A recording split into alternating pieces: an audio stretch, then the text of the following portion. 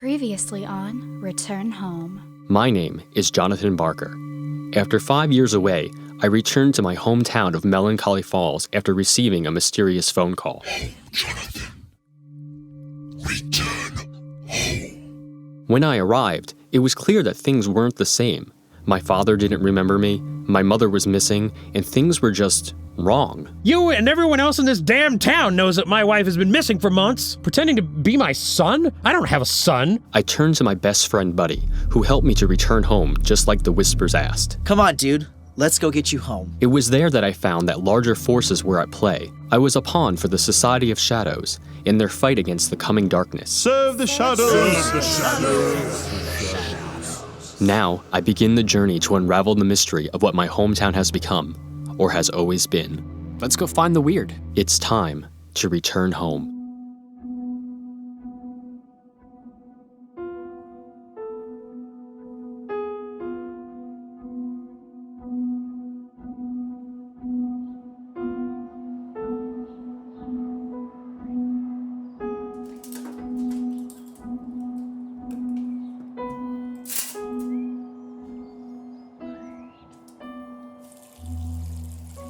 It had been 3 days since I returned home to Melancholy Falls, drawn here by the mysterious whispers inhabiting people all over town, and controlled by a group that calls themselves the Society of Shadows. After being thrust into a plot to help save the world or something like that, things have been surprisingly quiet. I spent the last few days on Buddy's couch, trying to readjust to my hometown's new status quo. Every morning I'd wake up and stare at the ceiling. I'd study the talisman we found, which was currently around my neck. Though it was usually cool to the touch, in the mornings it would always glow warmly in my hands. I still wasn't sure how it fit into the equation. Yet. Buddy's been good to me since I've been here.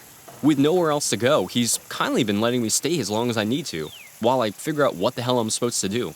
He's even been making me breakfast every morning. You want scrambled or what? How'd you know I was awake? Please, keep your eyes closed all you want. You can't fool me. Now get up, we got things to do today. Oh yeah? Like what? I have an idea, to see if we can get on the right track. Did they start that weird stuff going on in town section of the newspaper yet? Even better. We're going to the city council meeting. The city council? Yeah, man. That's where people bring all their grievances and problems. You know, pothole on 14th Avenue, speed traps on Main Street, giant talking man-eating plant in the park, the usual. That is actually a pretty good plan, buddy. Thanks. Of course, dude. Now hurry the hell up. Breakfast will be done in a few minutes. Can't argue with that. After breakfast, we headed into town, hoping that the city council meeting would jumpstart my quest to find some of the issues that Zane was talking about. But a lot was weighing on my mind, and I just had to get it off my chest. Why me, you know? I don't get it. Obviously, Zane thinks you have what it takes. He seemed pretty sure of it. Well, considering my formal world-saving training pamphlet seemed to have been lost in the mail, I'm not so sure I agree. You got this, man, and remember, you're not alone. You have me. Thanks. Hey, what's with those folks? Just ahead on my side of the car, an older couple stood on the sidewalk, seemingly staring us down. Whoa, creepy. Their gaze just never wavered. Even as we passed them, I glanced in their rearview mirror and saw them staring at our car until we were out of sight. Maybe they just liked the car. I did just get it washed. This town just gives me the creeps. Let's just get there already.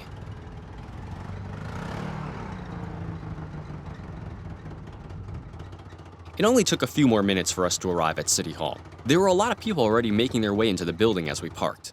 I didn't realize the city council meetings were so popular. I hope we get a good seat. Nothing worse than sitting behind a tall guy. Looks like a lot of people have grievances to air today. And it's not even Festivus. I sure hope one of them is of the off-the-wall variety. Just before we walked in, I took a look around and noticed my dad a few steps behind me. I tapped Buddy on the shoulder to get his attention. Hey, can you save me a seat? I'll be there in a second. Where are you going? Oh, is that your dad? Are you going to try to talk to him again? Try being the operative word there. Good luck. We're all counting on you. I hung back for a second and waited for my dad to get close. He looked up, and when his gaze reached me, our eyes locked. For a second, his face flashed recognition at seeing me. But then I realized, after it contorted into anger, it was only because he remembered me from the other day. I decided to try again anyway, not entirely sure what tactic I was going to take yet. I figured apologetic may be the best course of action. Mr. Barker? Not you again. I'm really sorry to bother you. I just wanted to apologize for the other day. It's all right. I suppose I did fly off the handle a little bit. The anger drained from his face, and it almost looked like it was replaced by pity. But when a man comes to another man's home, making wild claims and getting into his affairs... No, you're right. I completely understand. I was just confused. I've been away a long time, and I just... Long enough to not remember who your parents actually are? That one struck me right in the gut, considering how close to home it was. Yeah, that long, I suppose. Well, thank you for the apology. I appreciate it. Yeah, of course, anytime. And if you need anything at all with your wife, or anything, really. Thank you. Appreciate it. You take care now. With a slight nod, my dad made his way past me and into City Hall. My stomach was in knots that he still didn't remember me, but figuring out what happened to him would just be one of many things on my to-do list while being the Society of Shadows errand boy. I took a moment to compose myself and then followed everyone else in.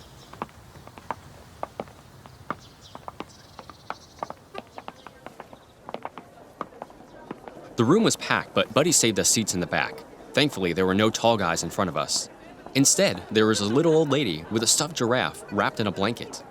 I poked Buddy in the ribs, drawing his attention to this strange sight. That's Dolores Geddison.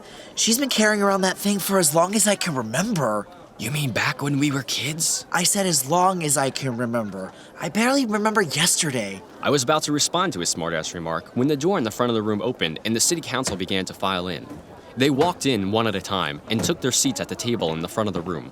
As they began to sit down, Zane emerged from the doorway as well. If the room wasn't so noisy, everyone would have heard Buddy and I gasp at the same time. What the hell? Zane glanced in our direction and gave a slight wave to accompany the smirk on his face. No wonder he's so well connected with the town, huh? Did you know he was on the city council? Dude, I didn't know we had a city council until 20 minutes before I suggested it to you when I saw it on the internet.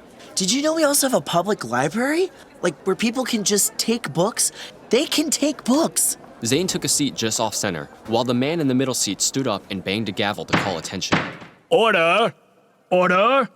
We'd like to start the meeting. As always, I'm Victor Bolvin, head of the council, sitting in for Mayor De Palma, as she's still indisposed.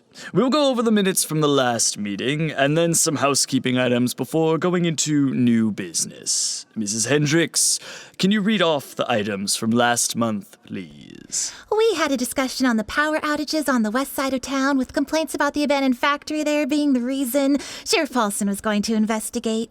We had reports of illegal notices on telephone poles along Main Street reading Bijou is coming that have not been approved by City Hall and that we have been taking down. There was the matter of the Sunset Circus wanting to come to town pending council approval, and the new telescope in the observatory. All of this seems fairly normal so far. And what of that gateway opening reported in that home on Blunter Avenue? Any word? Zane seemed to perk up at that mention and chimed in. Are you speaking of the portal into time and space? Oh, yes, sorry, that is here as well. Sheriff Paulson sent a deputy in, and we haven't heard anything since then. Wait, did he just say a portal into time and space? Now it was our turn to sit up and pay attention. Let's make a note here to follow up with Sheriff Paulson and... No need. I'm right here, Mr. Bolvin. I have an update on that. Deputy Roberts volunteered to check it out and ventured in. He was missing for about a week or so before he emerged. He seemed to have aged a few years and his hair turned white. While he couldn't give us a detailed report of the anomaly, on account of his constant screaming, we feel that it should be safe provided no one else wanders in. We roped off the area, so to be sure. And the homeowners? Perfectly fine with that. It is in their daughter's room, in the closet to be exact, and she moved to New York City a few years back, so they hardly ever use the space. I'd consider it case closed. Okay, this is weird, right? This isn't just me? I'd say it's a bit out of the ordinary. You think it's worth looking into? Zane looked in our direction again.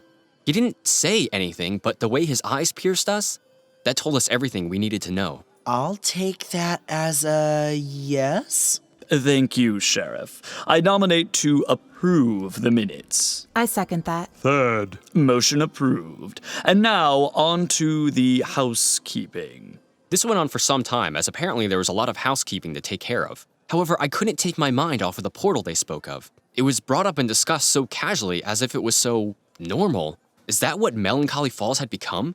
A place where shadows inhabit the people of the town and portals to other worlds open randomly and it's accepted on a day-to-day basis? I was barely paying attention to the items they discussed when they moved on to new business. People went up to the podium one by one to bring things to the council's attention. Stuff like cats disappearing, kids playing too loudly, and pizza arriving with slices missing. I zoned out a bit because it wasn't terribly exciting. And then she walked up to the podium. Oh my god. Is that? Time just seemed to stand still. She looked exactly the same as the last time I saw her. Her brunette hair tied back in a ponytail, her blue eyes wide and observing everything, her smile just warm and inviting. It had been 5 years, but my heart still skipped a beat when she looked back for a moment and our eyes locked. Oh no, she's looking right at you. The talisman began to heat up against my skin at that moment, as if reacting to her look. Her smile faded and she froze when she saw me. Her mouth formed a single word, uttered softly but still picked up by the microphone for all to hear. Jonathan?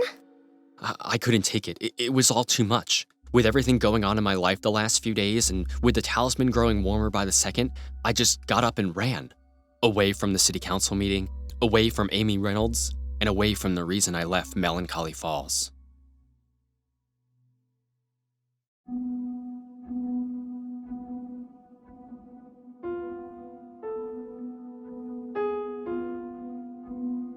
Return Home, Episode 2, Whatever Lies Behind the Door. You just listened to Part 1 of 3.